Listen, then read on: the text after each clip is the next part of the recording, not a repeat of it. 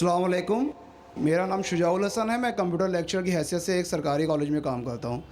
जनाब, आपसे मिला हुआ वक्त बहुत कीमती है और बहुत नाकाफ़ी है, लेकिन फिर भी मैं 2 सवाल करूँगा। अल्लाह आपसे गुजारिश है कि जो आपने नियम बताया उसके अलावा जाके इन दोनों सवालों का जवाब दे दें, मेहरबानी होगी।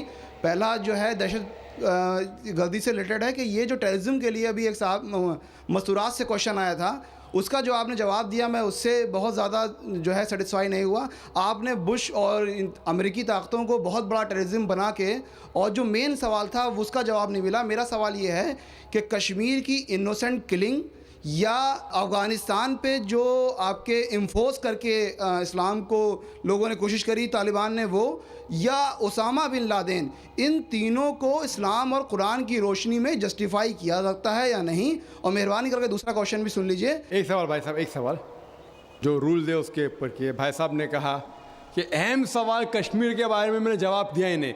भाई साहब, वो सवाल में कश्मीर का जिक्र था ही नहीं, आपने सवाल ही नहीं सुना। वीडियो रिकॉर्डिंग है इधर। उस सवाल में कश्मीर का जिक्र था ही नहीं। उस सवाल में ये था कि जो WTC का वो जिहाद है क्या नहीं है। मैंने कहा है, लेकिन जिहाद फी सभी शैतान। आपने दूसरा सवाल किया कि मेरे नज़र में जो ओसामा बिन लादेन कर रहा है वो कुरान और हदीस की रोशनी में सही है क्या नहीं। जो लोग कश्मीर में झगड़ रहे वो सही है क्या नहीं। जो अफगानिस्तान में कर रहे सही है क्या नहीं। 3 सवाल, एक सवाल के 3 हिस्से।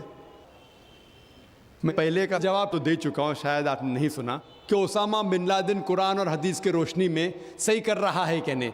मैं तो ओसामा बिन लादेन से मिला ही नहीं। आप मिले होंगे, मैं नहीं मिला।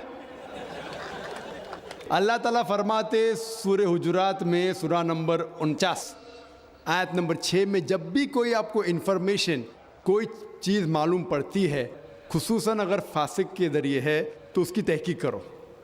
सो मुझे पता नहीं, जो ये CNN कह रही है कि ओसामा बिन लादेन ने WTC को गिराया, ओसामा बिन लादेन तो कहता मैं नहीं गिराया। तो ना मैं ओसामा बिन लादेन से मिला, तो मैं ये भी नहीं कहता ओसामा बिन लादेन कुरान हदीस पे है या नहीं है। अल्लाह आलम, अल्लाह आलम। अगर है तो जन्नत में जाएगा, नहीं है तो नहीं जाएगा। मुझे ज़रूरी नहीं कि ओसामा बिन लादेन से मिलना मेरा फ़र्ज़ है, ठीक है ना। वो आखिरत के दिन में फैसला हो जाएगा। अल्लाह ताला आपसे भी नहीं पूछेगा क्या वो मुजाहिद था कि दहशतगर्द था, वो अल्लाह ताला फैसला करेंगे। सवाल नंबर 2 कि कश्मीर में जो लोग झगड़ रहे हैं क्या वो कुरान और हदीस की रोशनी में है क्या नहीं। मैं कश्मीर में लास्ट ईयर 2003 में तकरीबन 1 साल पहले गया था। आप देखते हैं कि कश्मीरी लोग अलग अलग वजह के लिए झगड़ रहे हैं।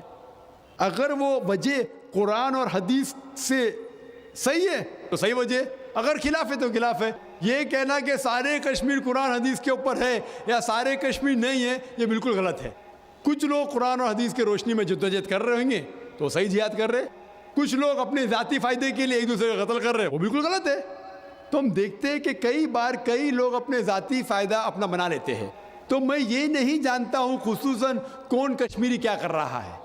तो इसीलिए ये कश्मीर आम लोग कुरान हदीस पे अमल कर रहे क्या नहीं, आपको उससे पूछना चाहिए जो पॉलिटिक्स के अंदर एक माहिर है। अल्लाह ताला फरमाते सूरह नहल में सूरा नंबर 16 आयत नंबर 43, और अल्लाह ताला फरमाते सूरा नंबर 21 आयत नंबर 7 में, फसअलू अहल ज़िक्री इन कुंतुम ला तालमून, उससे पूछो जो उस फन का माहिर है। मैं पॉलिटिक्स के फन में माहिर नहीं हूँ, मैं दाई हूँ, तो किस तरीके से जवाब देना गैर मुस्लिम को बोलूँगा, लेकिन पॉलिटिक्स में कश्मीरी लोग क्या कर रहे हैं, अफगानी लोग क्या कह रहे हैं, वो मैं नहीं कह सकता हूँ। मैं उस फन का माहिर नहीं हूँ। अगर कहूँगा तो कुरान के खिलाफ जाएगा। आप उससे पूछो जो माहिर है। मैं इस फन का माहिर नहीं हूँ, मैं दावती मैदान का माहिर हूँ। आप भगवत गीता के बारे में पूछिए, रामायण के बारे में पूछिए, हिंदुइज्म के बारे में पूछिए, ईसाईयत के बारे में पूछिए, ये अफगानिस्तान के बारे में या कश्मीर के बारे में मैं इस फन का माहिर नहीं हूँ। लेकिन ये जानता हूँ मैं कि जहाँ तक कि अफगानिस्तान का ताल्लुक़ है, तालिबान का ताल्लुक़ है, हम देखते हैं CNN के अंदर कि कई बार BBC और CNN में दिखाया गया कि तालिबान एक खातून को बेदर्दी से मार रहा है। अरे तालिबान खवातीन को मारते हैं जालिम लोग। क्योंकि दाई होने के हैसियत से मैं कई ममालिक का दौरा करता हूँ। 2 साल पहले मैं मलेशिया में गया था। वहाँ एक शौहर और बीवी से मुलाकात हुई जो डॉक्टर थे। बीवी गायनोकोलॉजिस्ट थी और शौहर सर्जन थे। उन्होंने तकरीबन 1 महीना अफ़गानिस्तान में रहे और उन्होंने कहा मुझसे कि ये जो टीवी में दिखा रहे थे कि तालिबान लोग ख़वातीन को मार रहे, ये बिल्कुल गलत है। मैंने पूछा आपको कैसा पता गलत है? तो उसने मुझसे कहा, वो मियाँ बीवी ने कहा, क्योंकि तालिबान को जो पगड़ी बांधते हैं उनके बांधने का एक खुसूसी तरीका है। मिसाल के तौर पे जब हम अरबों को देखते, हमारे लिए जो अजम है, हमारे लिए सब अरब एक जैसे पगड़ी बांधते, फेटा बांधते, अपना गतरा बांधते। लेकिन वो अरब ही जानता है कि सऊदी गतरा बांधने का तरीका अलग है, वो एमिराटी यूएई का गतरा बांधने का तरीका अलग है, वो कुवैती का गतरा बांधने का तरीका अलग है। वो पहचान सकते। हमने इसी तरीके से वो तालिबान की पगड़ी बांधने का तरीका अलग है। वो डॉक्टर कहने लगे मुझसे कि जिस तरीके से वो बीबीसी और सीएनएन में दिखा रहे थे तालिबान खवातीन को मार रहे, वो तालिबान है ही नहीं, वो एक्टर लोग को लेके आए थे, लेकिन बेवकूफ थे कि एक्टिंग में बराबर से नहीं किए, वो कपड़े बराबर नहीं थे। मैंने तकरीर सुनी एक रिपोर्टर जिसका नाम है योआन रेडली। योआन रेडली एक ब्रिटिश रिपोर्टर है। जब अटैक होता है अमेरिका का अफगानिस्तान पे, भाई साहब को दुख हो रहा था जब मैंने कहा कि अमेरिका टेररिस्ट है। दुख हो रहा था उनको। जॉर्ज बुश अगर आपके रिश्तेदार तो माफी चाहता हूं मैं। तो योआन रेडली जो थी, योआन रेडली एक रिपोर्टर है, ब्रिटिश रिपोर्टर, सफेद है, वाइट यूरोपियन। उसको भेजते हैं अफगानिस्तान में तहकीक करने के लिए तालिबान के बारे में। वो सारे तहकीक करती है और पूरे टाइम वो नकाब में रहती है, हिजाब में रहती है।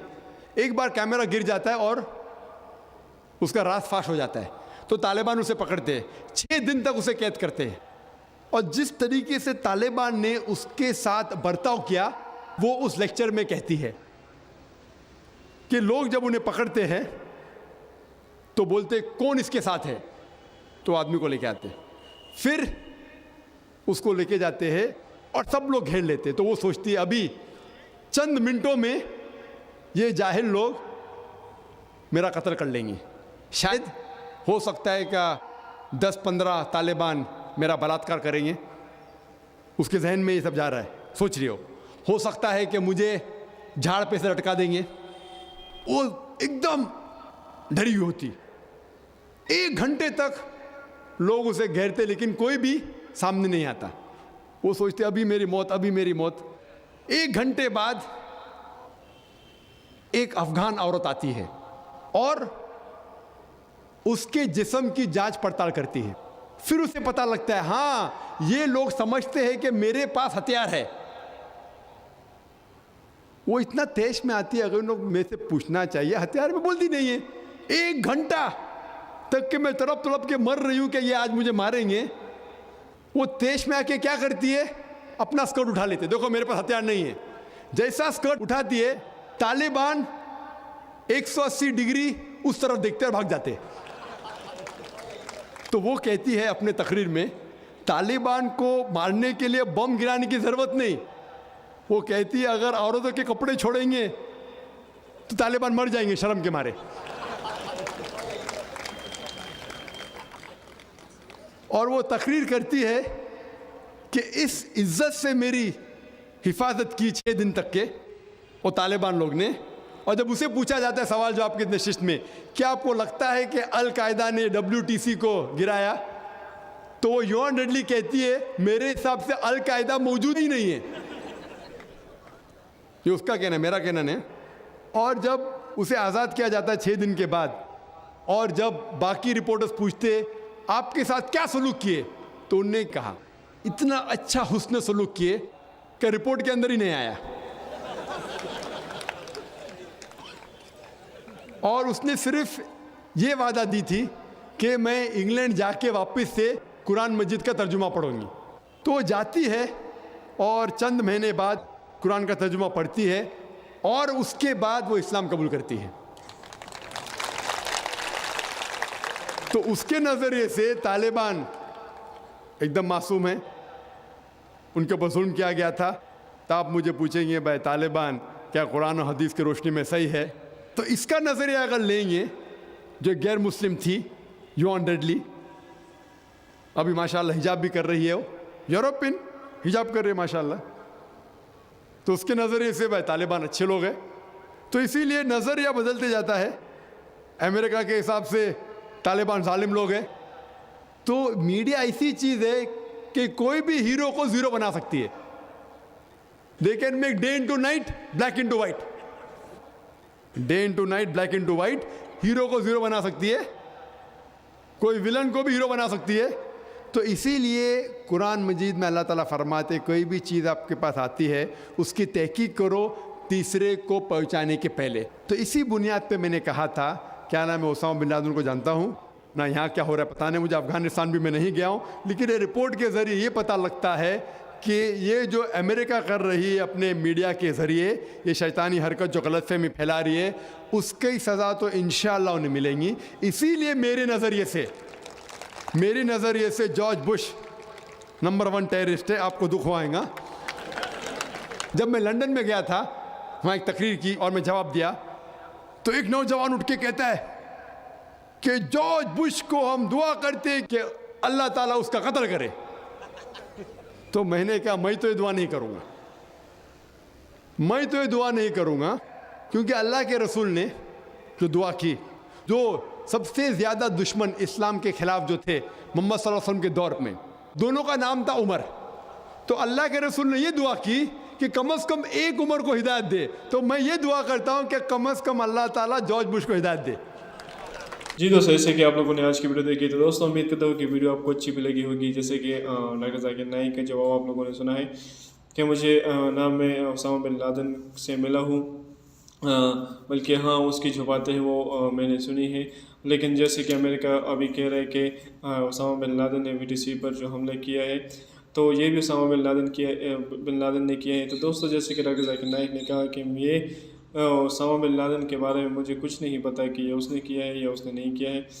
तो दूसरी बात जो डॉक्टर जाकिर नाइक ने कही है कि कश्मीर में जितने भी ये इनोसेंट मासूम लोग जो उन पर जुल्म होता है, डॉक्टर जाकिर नाइक ने कहा अगर ये कुरान मजीद और हदीस हो, उसके इल्म में हो, कुरान मजीद के इल्म में है कि ये बात ठीक है तो फिर ठीक है। अगर उस कुरान मजीद के इल्म के बग़ैर ये लोग ऐसे ज़्यादती कर रहे हैं तो उसके खिलाफ़ बिल्कुल भी गलत है। तो दोस्तों उम्मीद करता हूँ कि डॉक्टर जाकिर नाइक की बातें आप लोगों को भी अच्छी लगी होगी। माशाल्लाह बहुत बेहतरीन जवाब दिया है डॉक्टर जाकिर नाइक ने। तो दोस्तों उम्मीद करता हूँ कि वीडियो आपको अच्छी लगी होगी। अगर वीडियो अच्छी लगी हो तो अपनी कीमती राय हमारे साथ ज़रूर शेयर करें। वस्सलाम।